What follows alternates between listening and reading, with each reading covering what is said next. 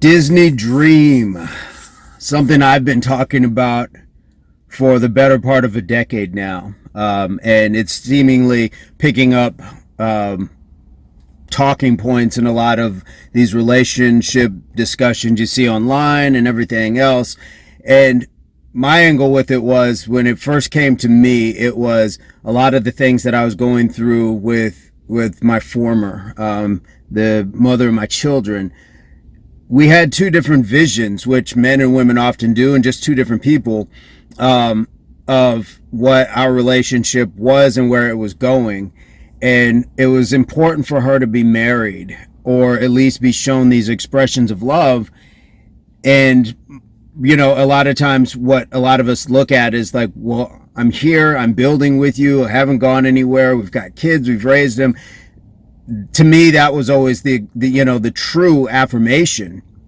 Just having a wedding, when we look at the divorce rate, not only in the United States, but in other parts of the world as well, clearly the commitment before God, or just a justice of the peace, or if you're in Vegas, like to Elvis, none of that holds water. It's what you are willing to do as people before the church got involved, before the state got involved in what dictating your love was supposed to be. I understand why sometimes it has its legal connotations. It does have some protection provisions put into it, and I've seen people got married because they said there was tax breaks involved, which all of those I thought were terrible reasons. But Disney Dream, and what I had told my former in these discussions at the time was, you're living the Disney dream. You've been told since you were a young girl that there is a happily ever after.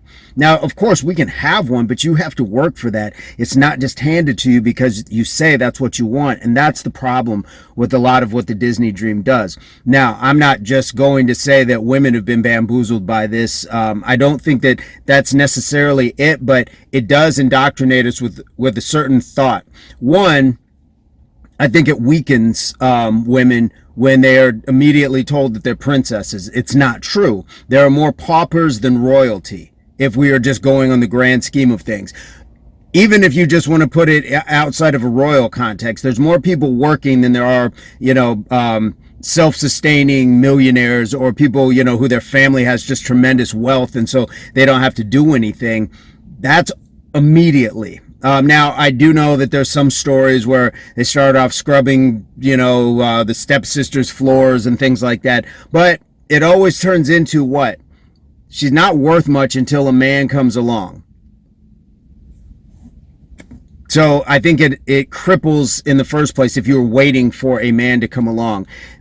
The second part, it puts men in this light where we are supposed to just be the heroes of everything. Look, you can play your part, and you can certainly come in and opt to take care of somebody, love somebody, but it should be mutual.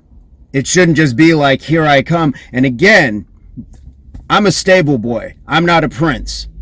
There's more people like me that are just, at and below than there are these people that are going to swing in and change your lifestyle with a happily ever after, especially the way Disney paints it. It's been a dangerous narrative for quite some time. So it puts men in an often impossible position. And what we're seeing a lot now is women all saying they want a six-figure man earning 100,000 more, or more per year. You never seen a short prince either. So now that goes along with the 6'2". Now maybe that has a difference of origin, but it's still somewhat the same. What have we always heard? Tall, dark, and handsome. So there's like these impossible standards that, never mind the princess one, let's go to the Barbie. So when women say that, Barbie creates an impossible image to uphold for women, what does the prince do for men? It's damaging because, well, you're not as tall. You're not as handsome, and you're certainly not rich. So now we're distorting what should be a lot of normal people, average people coming together. And now we're seeing where this Disney dream has bastardized that in a lot of ways, where a lot of people are looking down their noses at people. That's the other thing. If you think that you're royalty, whether it's a princess or a prince, now you're looking down. They're not quite at my level. There's a lot of you that need to wake up to this reality. There are plenty at your level. You are just at a delusional state of thinking that you are better than. Fine, don't settle for what you don't like, but don't act like there aren't people there worth committing to. It's just facts. You're picking wrong. And that's where you have to start learning. Kissing all those frogs to find a prince. Stop kissing the frogs. See the prince for what it is. Because there is no magical part of kissing somebody and then they turn into something else. Doesn't mean that the prince isn't going to be something that he's not either. But you have to use more judgment. Just don't go around kissing everything. And guys, don't pretend to be a prince. If you're really a frog, own that. There's other frogs out there that will take you for you. If you're a frog, build yourself up to be a prince. I've talked about this. Build yourself up. As a low value man. I'm a low value man. I don't earn a lot of money, but you can build yourself up through self-education, pursuit of hobbies, knowledge, all sorts of things. You're physical, you're spiritual. There's so many ways to build yourself up. So even if you're a frog, be a bullfrog, be a large toad or something like that, whatever. But there are still ways in a non-financial way to be of better value. And it works on both sides. But what we can't do is act like anybody who comes along isn't worth our time, and anybody we can come along to isn't worth our time, because we suddenly have these fictional, these imaginary crowns on our heads, calling ourselves kings and queens or princes and princesses. It's all part of that Disney dream. And it's been dangerous for a long time. The same way that the Barbie image has, the same way that a lot of images for men have been dangerous, as far as the strong, silent type. Walk strong, carry a stick. Like, you're not supposed to express anything. Of course you are. And the suppression is what's been dangerous. Emotionally. Then you see outburst. Physically.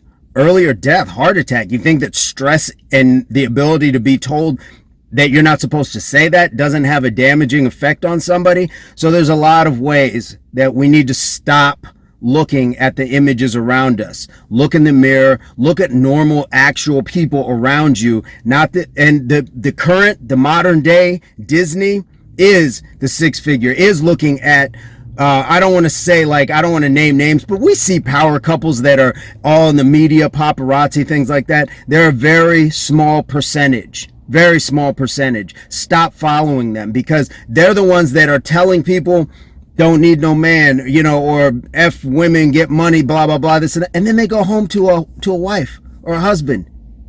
Why are we following these people? You got to stop following them, because they are the modern day Disney dream. They're selling you something that doesn't exist. And it's dangerous, because what it does is it leaves a lot of good people by themselves. So I'm going to leave it at that. But guys, they've been bamboozling us. They've been pulling the wool over, from Disney to Barbie to for men. Now what we see with the Instagram, you got to either be a baller or Instagram model, BBLs, all these sort of things are damaging to the actual human psyche. And no wonder people are getting depressed. No wonder people are getting desperate and taking desperate measures to do things to try to keep up with the Joneses, who, by the way, don't exist. It was a campaign marketing, and I believe it started in a movie in the 30s, and it was about an aristocratic family, and they were trying to keep up with somebody next door called the Joneses.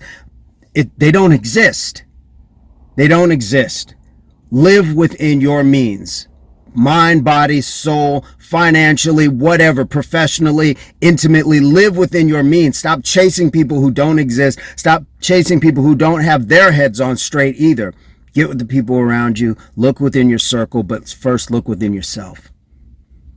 If you have an ace up your sleeve, advice, comment, experience, please leave those comments. It's a serious topic, and it's something that a lot of people do need to see. I won't even go into images like the Marlboro Man, Virginia Slims, and all these other things that have poisoned us for how long. When you see a Pepsi commercial, McDonald's, and they make everything look fun. These impossible images, and then we chase it. Likes, notifications, shares are really the lifeblood of this channel. So please, Share it if you like it. Likes, notifications. I try to get back on all the comments as well. And I'm going to leave it at that. I hope this finds everybody in a good place. Total health, mind, body, and soul. We'll see you on the next one. Peace, love, unity, solidarity.